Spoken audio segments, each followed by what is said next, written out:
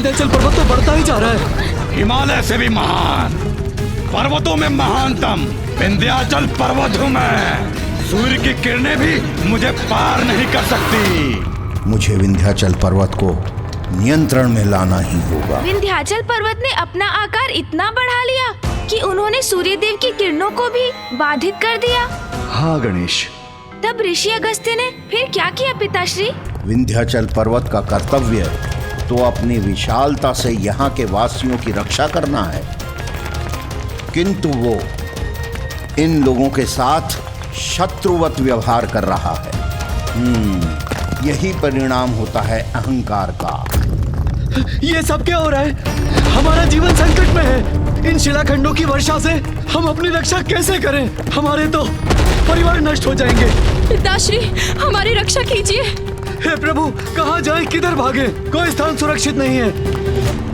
जो अपनों से ही अपनों को पृथक करता है, रक्षक से भक्षक बना देता है। विंध्याचल पर्वत के इस विशाल आकार से हम सब नष्ट हो जाएंगे। प्रभु रक्षा करो, रक्षा करो प्रभु, हमारी रक्षा करो, रक्षा करो। भागो भागो, रक्षा करो, अपने प्राणों की रक्षा करो। भागो भागो, रक्षा करो। हे प्रभु, रक्षा कीजिए।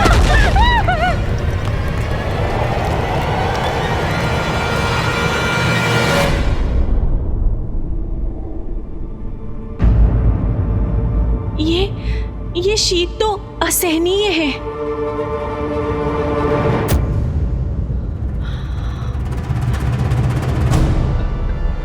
स्वामी,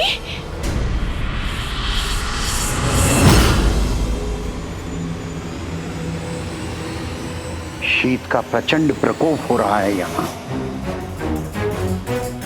विंध्याचल पर्वत ने सूर्य की किरणों के साथ उनकी उष्णता को भी यहाँ आने से रोक दिया है।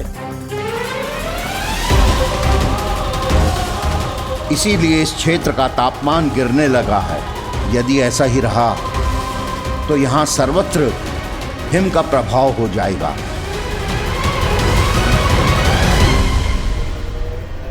किंतु मैं ऐसा कदापि होने नहीं दूंगा। किंतु मैं ऐसा कदापि होने नहीं। किंतु मैं ऐसा कदापि होने नहीं दूंगा। विंध्याचल, विंध्याचल, विंध्याचल पर्वतों में अतुलनीय महानतम पर्वत हूं मैं। मेरा नाम पुकारने का दुस्साहस किसने किया? ये सूक्ष्म बिंदु के समान खड़ा होकर कौन पुकार रहा है मुझे?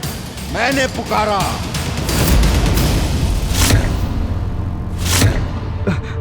ऋषि अगस्त्य यहाँ? ऋषि अगस्त्य यहाँ, जिनका सम्मान देवता ही नहीं त्रिदेव भी करते हैं, आज स्वयं मेरे निकट पधारे हैं। धन्य हुआ मैं। सावधान विंध्याचल, कहीं कोई भूल ना हो जाए। अहंकार में इतना डूब गए तुम कि अपने गुरु को प्रणाम करना तक भूल गए। कैसे हो गया तुमको इतना अहंकार? ये कैसी भूल हो गई मुझसे? मुझे क्षमा करे गुरुवर, आप मुझे दिखाई नहीं दिए। जब दंभ में किसी का शीश आकाश से भी ऊपर उठ जाता है तो उसे स्वयं के महानतम होने की भ्रांति हो जाती है और तब उसे दूसरा कोई दिखाई नहीं देता। विंध्याचल, क्रोध में कहीं गुरुदेव मुझे शाप न दे दें। मुझे क्षमा कीजिए ऋषिवर, क्षमा कीजिए।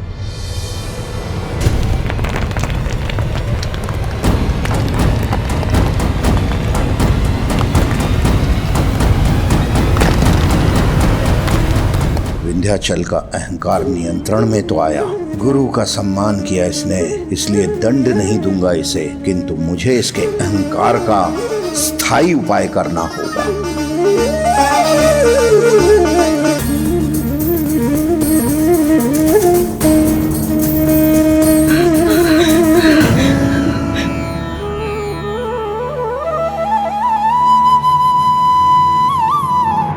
सूर्य देव की किरणें पुनः यहाँ पहुँच रही हैं और शीत का प्रभाव भी मिट रहा है।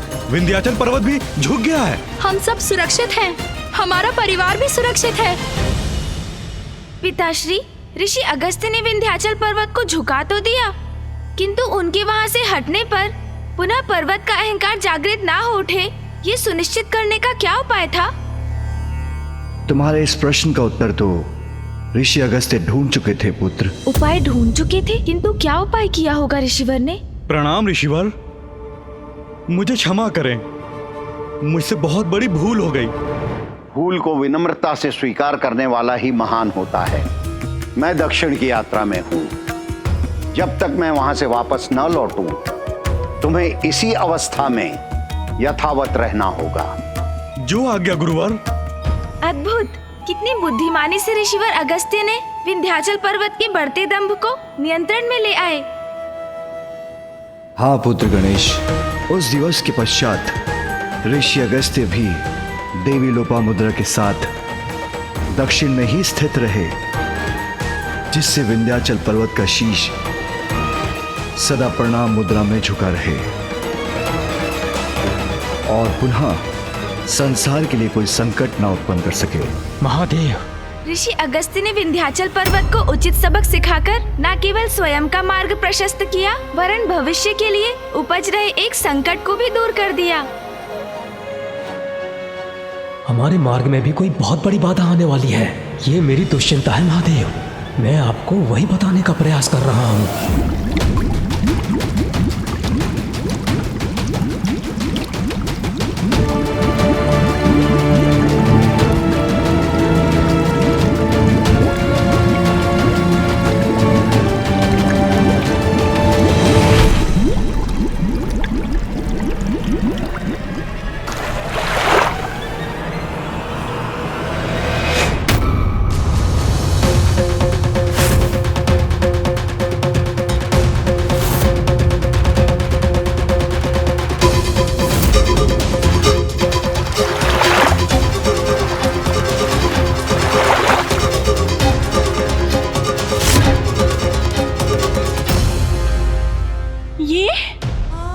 ये भयंकर दृश्य, जलचरों का ऐसा निर्मम संहार, उनके ये अवशेष किसी भयंकर शत्रु के उपस्थित होने के संकेत हैं। किंतु कौन आ सकता है यहाँ? किसका दुष्कृत्य हो सकता है ये? अवश्य कोई परभक्षी घुस आया है यहाँ। जो भी है, हमें उसे ढूंढकर उसका अंत करना चाहिए। उचित है, फैल जाओ यहाँ, ढूंढो उस परभक्षी को। अपने जलचरों की रक्षा का दायित्व तो हमें निभाना ही होगा।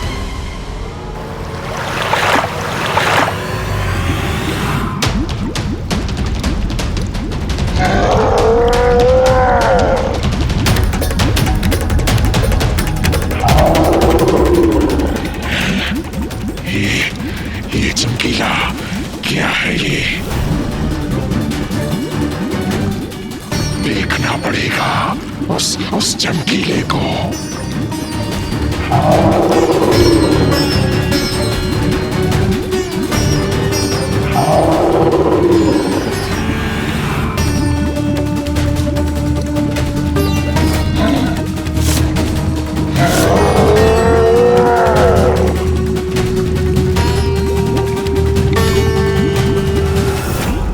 कौन है वहाँ?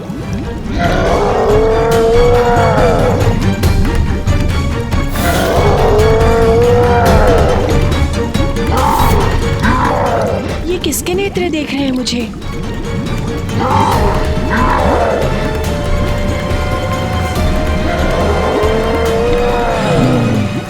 बड़ा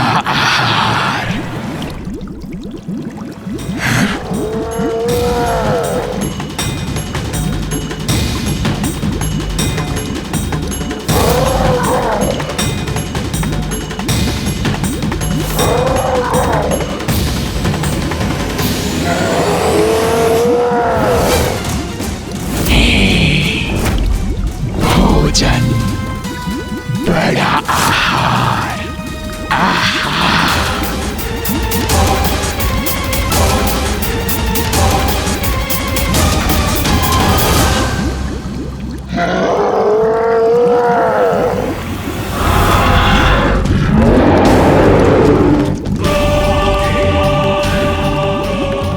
आओ, पीछे आओ।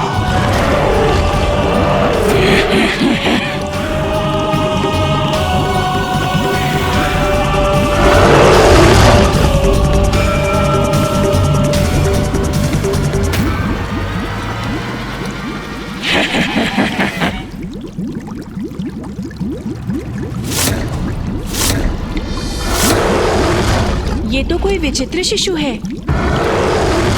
इसी दुष्ट ने हमारे सागर के शांत जल में मृत्यु का आतंक फैलाया है। वध कर दो इसका।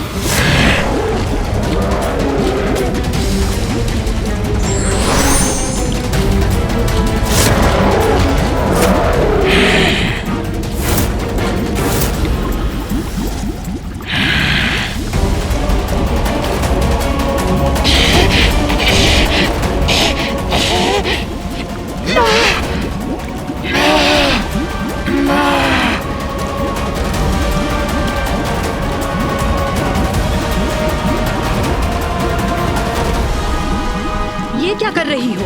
अपना अस्त्र नीचे क्यों कर रही हो? देखो ना इसे, निरीह है शिशु मात्र ही तो है। कदाचित इसके माता पिता ने इसका त्याग कर दिया और भूख लगी है इसे। कदाचित इसीलिए ऐसा क्रूर व्यवहार कर रहा है ये। किंतु इसमें इसका दोष नहीं। जल की नींद का आहार कर अपनी भूख ही तो मिटा रहा है। हम इसका वध नहीं कर सकते। नहीं, ये उचित नहीं। हमें नहीं ज्ञात ये कैसा जंतु है। नींद तो कदापि नहीं है। किसी प्रकार का जलचर भी नहीं है। सागर में इसका कोई स्थान नहीं, इसलिए इसे हमें नष्ट करना होगा। रुक जाओ, मेरे रहते कोई इसे हानि नहीं पहुंचा सकता। एक निर्दोष असहाय शिशु का वध करने का विचार भी कैसे कर सकती हो तुम?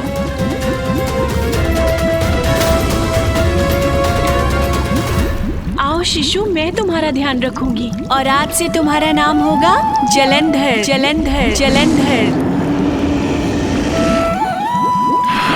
उचित है, ध्यान तो तुम्हारा रखेगा ये जलंधर। अब तुम सुरक्षित हो, भयभीत मत हो।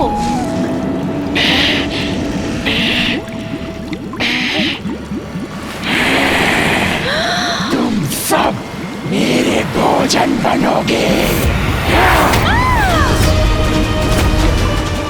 तुम भी।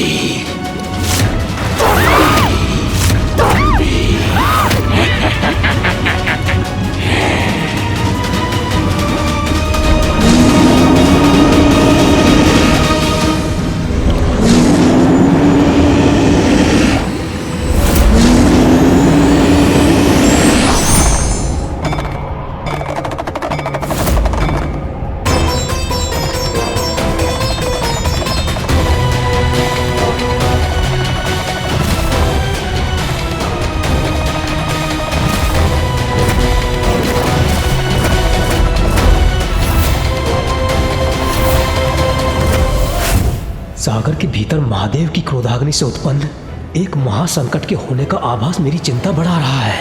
तो क्या पिताश्री, ऋषिवर अगस्त्य के दक्षिण पहुंचने पर माँ लोपामुद्रा नदी में परिवर्तित हुई? नहीं पुत्र गणेश, वो अवसर अभी नहीं आया था। अभी तो ऋषि अगस्त्य दक्षिण की ओर जा ही रहे थे और मार्ग में। क्या हुआ दक्षिण के मार्ग में पिताश्री?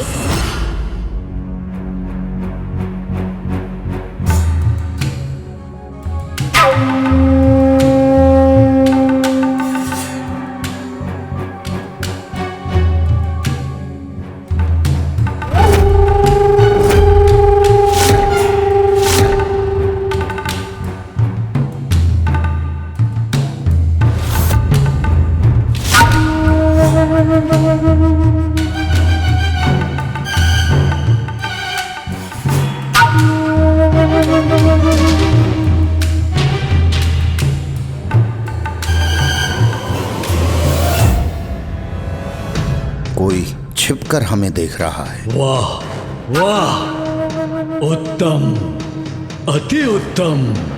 देखो कितना गोल मटोल हृष्ट पुष्ट ऋषि है ये। बहुत समय से ऐसे किसी ऋषि का भोजन करने का अवसर नहीं प्राप्त हुआ। इससे अपना आहार बनाकर हृदय तृप्त हो जाएगा।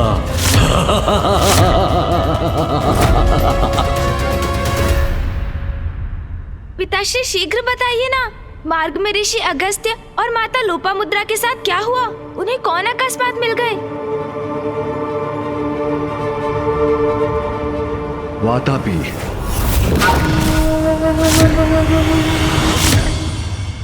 स्वामी, हम यहाँ कुछ समय के लिए विश्राम करेंगे।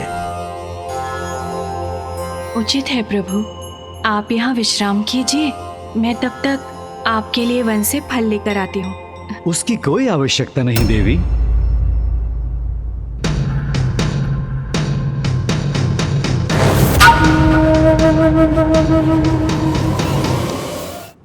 प्रणाम ऋषिवर, प्रणाम माता।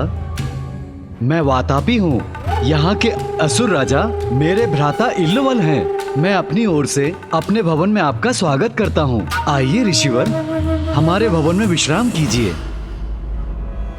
असुर राजा इल्वल और उसका भाई वातापी दो क्रूर असुर भ्राता थे जो अपने अधिकार क्षेत्र में प्रवेश करने वाले ऋषियों और यात्रियों का वध करते थे।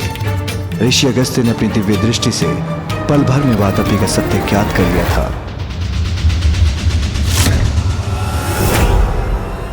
इल्वल सर्वप्रथम इन भोले भाले ऋषियों और यात्रियों को भोज के लिए आमंत्रित करता था, फिर अपने भ्राता वातापी को अज रूप में बलि देकर इन अतिथियों को उसका भोजन कराता था। इल्वल को यह वरदान प्राप्त था कि वो किसी भी मृत जीवित का नाम पुकार कर उसे पुनर्जीवित कर सकता था।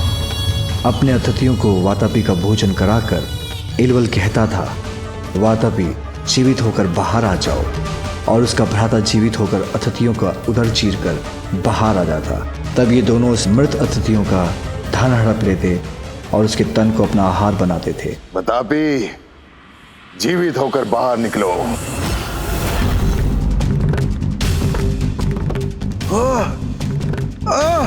ये क्या हो रहा है मेरे साथ?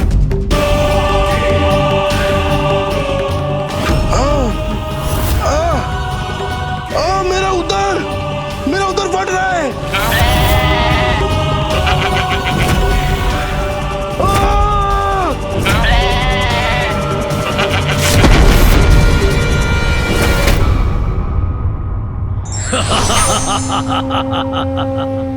अब इसका धन भी हमारा होगा और इसका तन हमारा आहार बनेगा।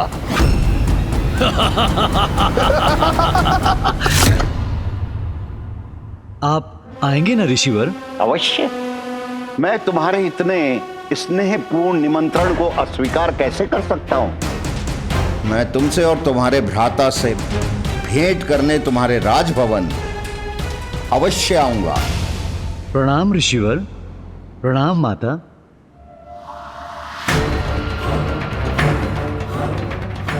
आओगे तो तुम अवश्य, किंतु बचकर जा नहीं सकोगे। तुम्हारे विकार का उपचार आवश्यक है।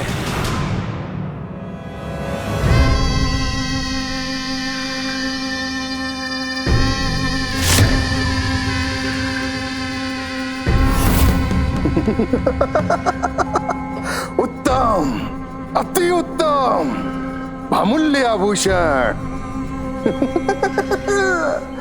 उचित रहा इसका भक्षण करके धन की पेटी का उठाकर हमारे राजकोष में जमा कर दो, शीघ्र।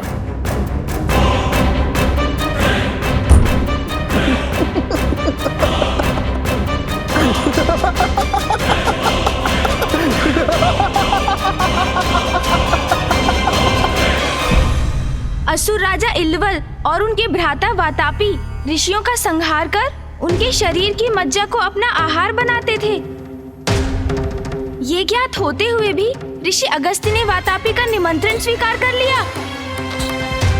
हाँ पुत्र, दक्षिण की ओर जाते हुए जब ऋषि अगस्त्य अपनी पत्नी देवी लोपामुद्रा के संग असुर राजा इल्वल के क्षेत्र में पहुंचे, वहां की प्रजा दुष्ट राजा इल्वल के अत्याचार से आतंकित थी। अन्य सभी के उनके कष्टों से मुक्त कराना ऋषि अगस्त्य ने अपना कर्तव्य समझते थे। तो फिर ऋषि अगस्त्य ने क्या किया पिताश्री? मैं यहाँ के राजभवन होकर आता हूँ, आप यहीं रुकिए। स्वामी, आप नहीं चाहते कि मैं भी आपके साथ चलूं? वहाँ जो असुर प्रस्तुत करेंगे वो आपको प्रियकर नहीं होगा। चिंता का कोई कारण नहीं है, मैं शीघ्र लौट आऊंगा।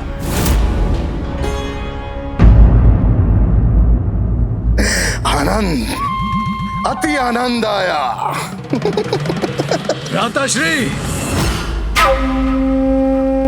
आपकी प्रसन्नता का कारण मुझे समझ में नहीं आया। भ्राता वातापी, सैकड़ों मुद्राएं, बहुमूल्य रत्न, बहुमूल्य आभूषण प्राप्त हुए उस व्यापारी का भक्षण करके, और तुम कहते हो आपकी प्रसन्नता का कोई कारण नहीं? किंतु हमारे भोजन योग्य नहीं था वो। इतना कृष्णकाय जैसे मात्र त्वचा और हड्डियों का ढांचा हो।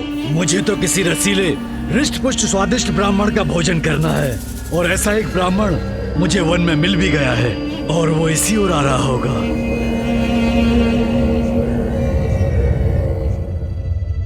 महाराज इलुवल, युवराज बतापी, महाराज आपसे ऋषि अगस्त्य भेंट करने आए हैं।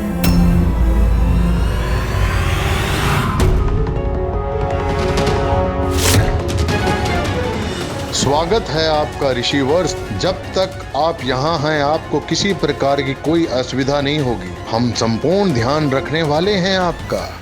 आशा करता हूँ मेरा ये आगमन आपके लिए भी उतना ही सुखद हो जितना मेरे लिए।